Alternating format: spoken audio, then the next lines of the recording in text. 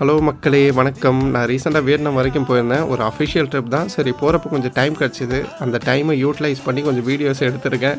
So அதை உங்களுக்காக post பண்ணுறேன். ஏதோ கடவுள் புண்ணியத்தில் போகிறப்போ ஒரு விண்டோ சீட் கிடச்சிது. அந்த வியூவெல்லாம் அப்படியே என்ஜாய் பண்ணிட்டு போனேன். நான் போனது ஹாங்காங் அண்ட் ஹாங்காங்லேருந்து வியட்நாம் கனெக்டிங் ஃப்ளைட் தான். ஹாங்காங்கில் நான் லேண்ட் ஆகிறப்போ செம்ம மழை. அந்த மழையெல்லாம் என்ஜாய் பண்ணிவிட்டு அப்படியே ஹாங்காங் ஏர்போர்ட்டுக்குள்ளே போனால் ரொம்ப அட்வான்ஸ்டான ஏர்போர்ட், ரொம்ப பிஸியஸ்டான ஏர்போர்ட். நான் போனது பார்த்தீங்கன்னா Cathay Pacific aircraft. Service wise சூப்பராக இருந்தது. ஆல்மோஸ்ட் ஃபுட்டெல்லாம் பார்த்தீங்கன்னா அட்டகாசமாக இருந்தது. அதெல்லாம் அப்படியே என்ஜாய் பண்ணிவிட்டு அப்படியே ஹாங்காங் ஏர்போர்ட்டில் வேறு என்னெல்லாம் இருக்குது அப்படின்னு சொல்லிட்டு சும்மா எக்ஸ்ப்ளோர் பண்ணலாம்னு சொல்லிட்டு இங்கேருந்து லாஸ்ட் வரைக்கும் அப்படியே நடந்துகிட்டு இருந்தேன்.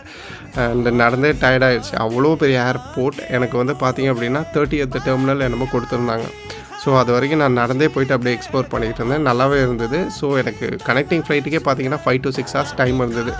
அந்த டைமை யூட்டிலைஸ் பண்ணி நான் கொஞ்சம் தூங்கிட்டு அதுக்கப்புறம் எந்திரிச்சு ரெஸ்ட்லாம் எடுத்துகிட்டு என்ன பண்ணேன் அப்படின்னா கனெக்டிங் ஃப்ளைட்டை பிடிச்சி வியட்நாமுக்கு 2 to 3 hours போயிட்டதுக்கப்புறம் எடுத்த வீடியோஸ் நிறையா இருக்குது. அதை இனிமேல் அப்படியே ஒன் பை ஒன்னாக போஸ்ட் பண்ணுறேன். அண்ட் எனக்கு எடிட்டிங்லாம் எதுவும் தெரியாது.